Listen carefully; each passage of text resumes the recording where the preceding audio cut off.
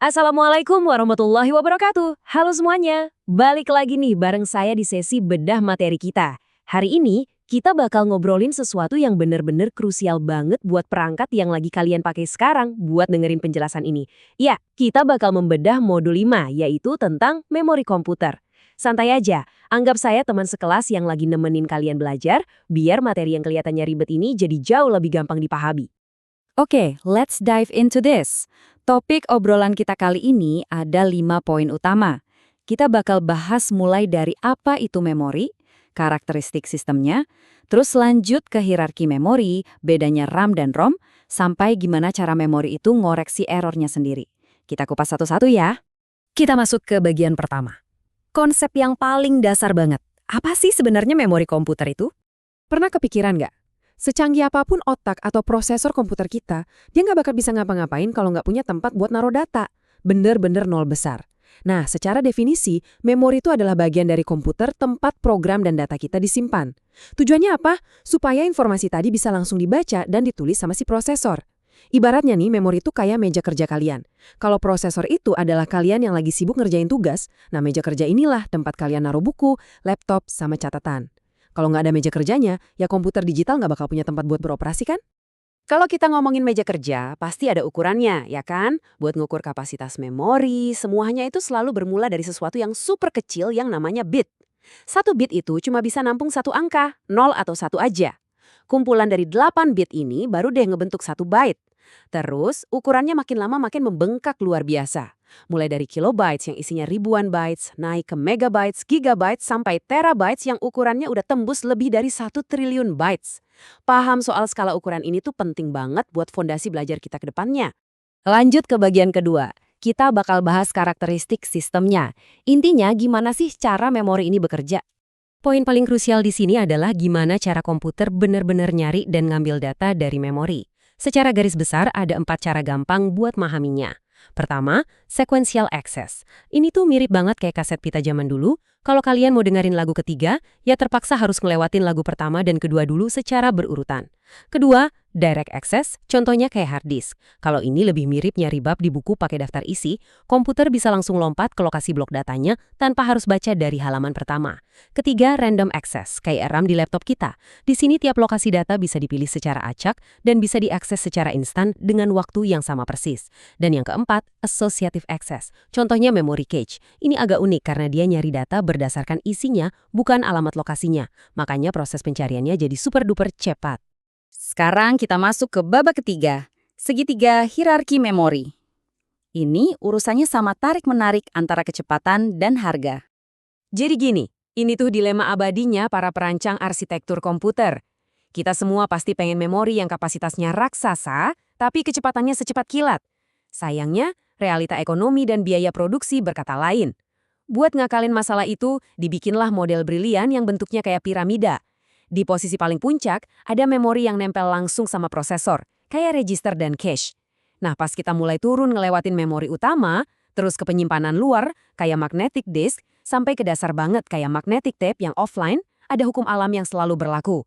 Semakin ke bawah posisi memorinya, harganya per bit bakal jatuh jadi makin murah, dan kapasitasnya makin raksasa. Tapi ya gitu, waktu aksesnya jadi lambat banget. Jadi semuanya murni soal kompromi.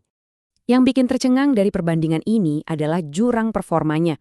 Bayangin aja waktu akses buat memori cache itu cuma butuh sekitar 10 nanodetik. Nanodetik loh, angka yang hampir gak masuk akal saking cepetnya. Terus coba bandingin sama hard disk atau disk magnetik.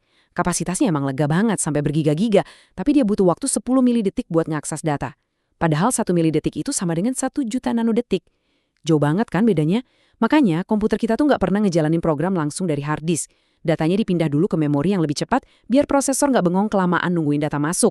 Masuk ke topik keempat, mengenal RAM dan ROM. Atau gampangnya, si tukang ingat versus si tukang lupa. Sebagai teman belajar, saya harus mastiin kalian nggak ketukar-tukar lagi nih pas dengar dua istilah ini. Singkatnya gini, RAM atau Random Access Memory itu sifatnya volatile. Artinya, dia ini gampang banget amnesia. Begitu aliran listriknya putus alias komputernya mati, RAM bakal langsung lupa sama semua data yang lagi dia simpan.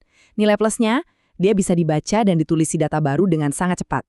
Di pojok lain, kita punya ROM atau read-only memory. ROM ini sifatnya non-volatile. Dia bakal selalu ingat secara permanen apapun isi di dalamnya, walaupun komputernya dimatiin, cabut kabel sekalipun. Makanya ROM ini cocok banget buat nyimpen instruksi sistem operasi paling dasar, biar komputer bisa nyala pas pertama kali dipencet. Tentu aja sekarang teknologi udah canggih. Ada yang namanya flash memory, yang daya ingatnya sekuat ROM, tapi tetap fleksibel, bisa dihapus dan ditulis ulang pakai listrik. Oke, kita sampai di bagian kelima, sekaligus yang terakhir nih, cara memori ngoreksi error pakai kode Hamming. Sama kayak kita yang kadang suka typo atau salah nulis pas lagi nggak fokus di kelas, memori komputer juga sesekali bisa ngalamin error data gara-gara gangguan teknis. Tapi kerennya, sistem ini punya cara mandiri buat nyembuhin dirinya sendiri. Konsepnya tuh simple. Gimana caranya komputer tahu ada data yang salah? Jawabannya, dengan sedikit ngorbanin ruang kapasitasnya. Sistem nggak cuma nyimpan data aslinya doang atau yang disebut data word. Dia juga nyelipin kode keamanan ekstra yang dinamain bit check paritas. Jadi, panjang blok memori yang disimpan itu adalah data asli digabung sama kode cek paritas tadi.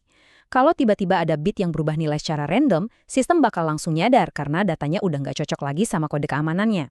Nah, metode pencarian error yang jenius ini ditemuin sama Richard Hamming di tahun 1950. Dan cara kerjanya bener-bener elegan tanpa butuh hitung-hitungan matematika yang bikin pusing. Coba bayangin diagram Venn 3 lingkaran yang saling numpuk. Idenya tuh ngebikin setiap lingkaran, katakanlah lingkaran A, B, dan C, itu selalu punya jumlah angka 1 yang genap. Itu diatur pakai bit paritas tadi. Kalau tiba-tiba ada 1 bit aja di memori yang error dan berubah, keseimbangan genapnya pasti langsung rusak. Misalnya nih, lingkaran A dan B tiba-tiba pas dihitung jumlah angka satunya jadi ganjil. Dari situ sistem langsung tahu, oh berarti titik potong atau irisan antara lingkaran A dan B inilah pelakunya. Komputer tinggal langsung ngebalik aja angkanya di titik itu, yang tadinya 0 jadi 1 atau sebaliknya. Boom, errornya langsung terkoreksi. Nah, sebelum kita udahan sesi bedah materinya, saya punya satu pertanyaan buat bahan renungan kalian nih. Coba tatap layar perangkat yang lagi kalian pakai sekarang. Menurut kalian, aplikasi atau browser yang lagi kalian buka ini tuh sebenarnya lagi beroperasi di tingkat hierarki memori yang mana sih? Terus, ngingat sifat volatile yang baru aja kita pelajarin tadi, kira-kira bencana apa yang bakal kejadian sama kerjaan atau tugas kalian yang belum sempat di-save kalau detik ini juga tiba-tiba listriknya mati total? Coba dipikir-pikir ya. Kalau kalian udah bisa jawab dengan yakin, itu artinya kalian udah bener-bener paham fondasi memori komputer. Makasih banyak ya udah fokus dan semangat belajar bareng saya hari ini. Sampai ketemu lagi di sesi bedah materi selanjutnya. Wassalamualaikum warahmatullahi wabarakatuh.